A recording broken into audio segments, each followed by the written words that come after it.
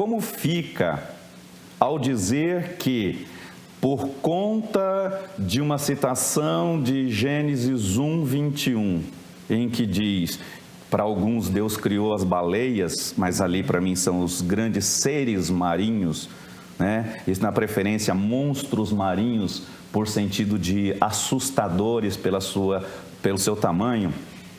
Como explicar, então, essa questão dos dinossauros à luz da Bíblia, à luz da palavra de Deus?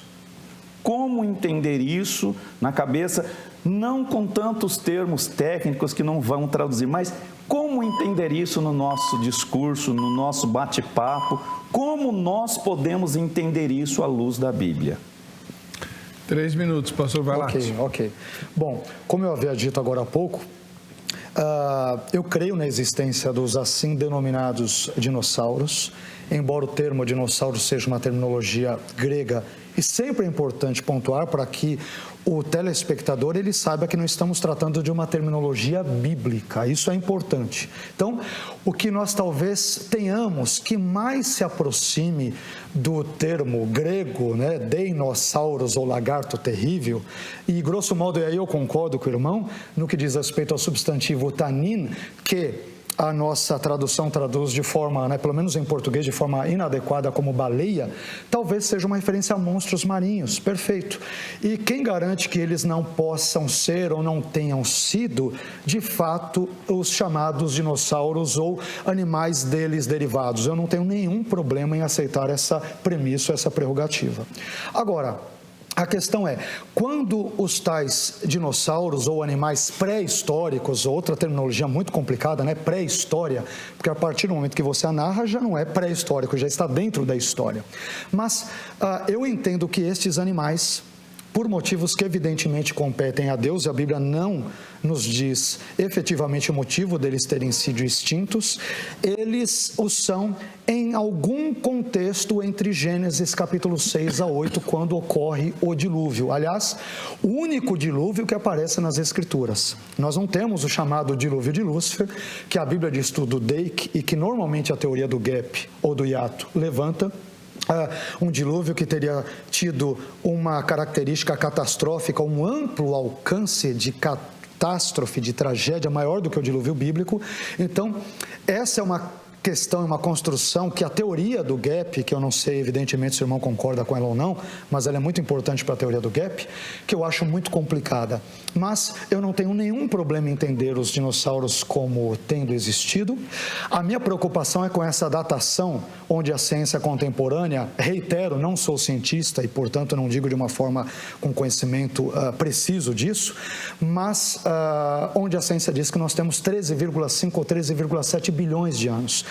Cronologicamente, por meio de todos os testes, eu citei um dos autores, um dos doutores da área, poderia citar vários outros, nós não temos como mensurar, porque você não tem como voltar até o passado e saber exatamente a quantidade de carbono 14, de outros elementos que existiam na época e quanto dele se perdeu e fazer uma leitura retroativa até os dias de hoje. Isso não pode ser mensurado. Então, para mim, é mais uma construção filosófica do que ciência pura. Agora, existiram dinossauros, existiram homens no contexto antigo, sendo o primeiro deles Adão, mas isso não irá apontar de forma alguma, entendo eu, para uma pré-criação antes da própria criação, como a teoria do gap normalmente formula. Pastor, vai lá, tia, sua segunda pergunta.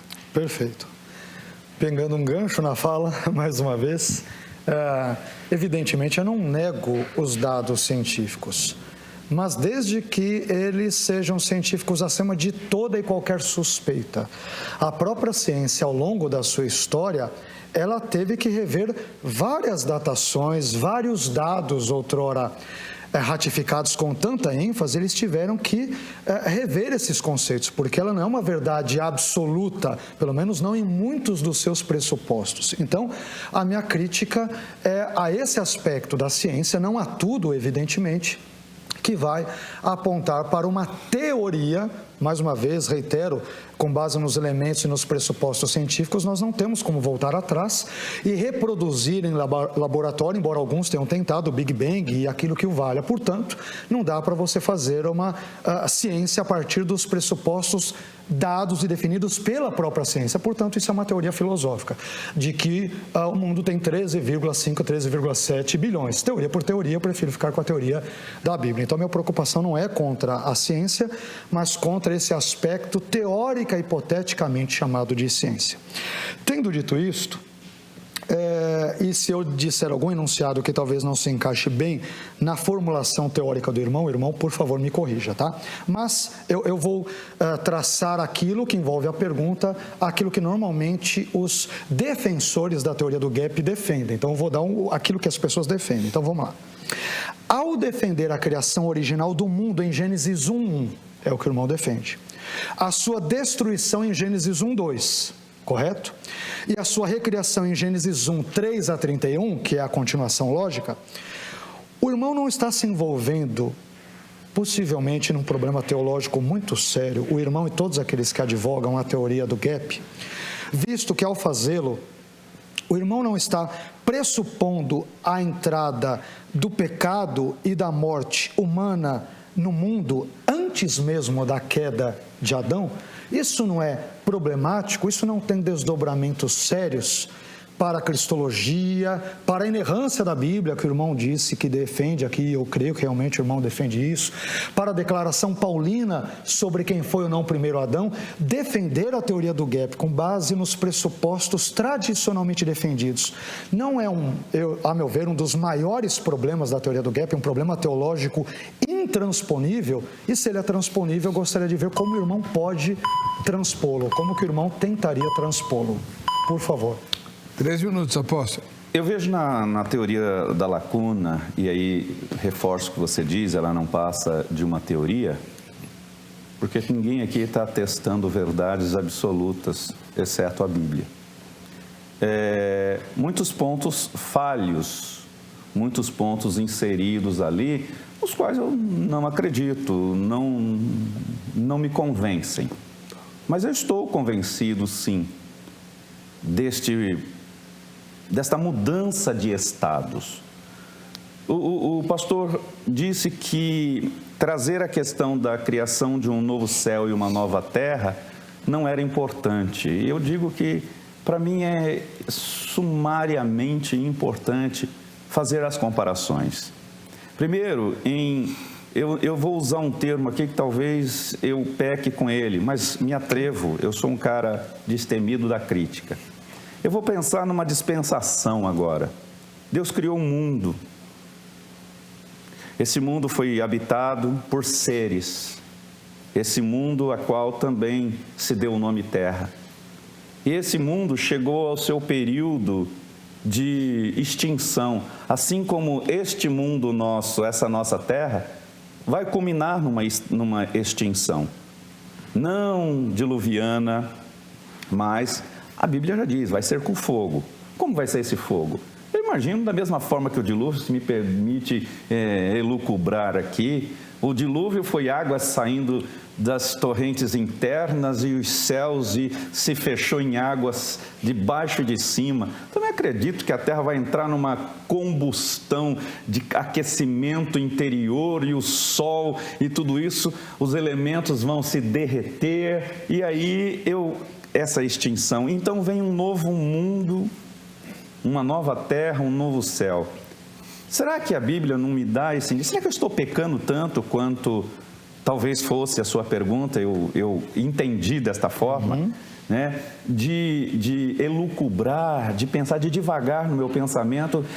Deus criou uma terra, essa terra tornou-se sem forma e vazia, porque ela foi cataclismada, os efeitos eu não vou discutir, se foi Satanás, dilúvio eu não acredito, esse dilúvio de Lúcifer aí eu não acredito, acredito sim que houve um poder que ali destruiu tudo, e Deus então vem e recria, assim como Ele vai recriar um novo céu e uma nova terra. Isso para mim é simples de se pensar. Isso não me leva a ser um herege que leve outras pessoas a pecar contra a Santíssima Palavra do Senhor. Muito pelo contrário, apenas vai trazer esclarecimento e talvez, me perdoe aqui, até hipóteses que me assegure que Deus é Criador. Amém. Pastor Valati, seus comentários. Vamos lá. Parece-me que no nosso encontro anterior, salvo engano, eu posso me enganar, o irmão mais ou menos defendeu algo que se assemelhava à ideia do dilúvio de Lúcifer. No finalzinho do nosso debate, eu falei, olha, eu sou mais propenso com essa ideia aí. Não. Salvo engano, eu posso me equivocar. Mas eu achei interessante o tom, claro que ameno da fala do irmão. Isso é importante, admitindo que a sua teoria pode estar equivocada, isso é muito importante para o debate. Não sou dono da verdade também, isso é importante dizer, né? Não sou melhor, superior a quem quer que o valha. Estamos debatendo... Assim, você disse que a ciência se equivocou. Estamos debatendo como irmãos em Cristo, sem dúvida. Agora, na teoria da lacuna, se o irmão me permite, existe um sério, para não dizer seríssimo problema teológico com o pecado e a morte no mundo antes da queda de Adão em Gênesis 3. Esse problema é seríssimo, que pode, e eu pensei que o irmão ia tocar nisso, depois se o irmão quiser toque, mas eu dei justamente condições para o irmão falar, o irmão não trabalhou. Então, isso pode desembocar numa heresia séria, e agora que eu vou tratar dela. Por isso que para mim a teoria da lacuna, exegeticamente, gramaticalmente, teologicamente, ela não se sustenta de nenhum jeito. Teologicamente, olha o problemaço que ela faz surgir.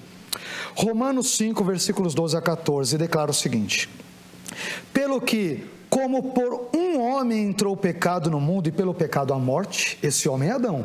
Não é o hominídeo de Gênesis 1, não, que é o que o irmão está pressupondo, por meio da teoria da lacuna. Ok, se o irmão fala que não, perfeito, mas normalmente a teoria da lacuna dá ensejo a isso, por isso que eu dei chance para o irmão se posicionar acerca disso. Por um homem entrou o pecado no mundo e pelo pecado a morte. Assim também a morte passou a todos os homens, por isso todos pecaram. Porque até a lei estava o pecado no mundo, mas o pecado não é imputado não havendo lei. E no versículo 14, no início de Romanos 5, diz lá, no entanto, a morte reinou desde Adão, mas na sua teoria já existem fósseis antes do pecado entrar no mundo por meio dos dinossauros. Não é um ensinamento bíblico, isso é problemático, né? Então, como Deus poderia dizer, e aí volta o elemento que nós dissemos já no início, que tudo que ele havia criado era Tov Meod, e o processo criativo ele só se deu no 6º dia. Gênesis 1:1, ele trata da criação no seu todo. Olha, no princípio Deus criou os céus e a terra.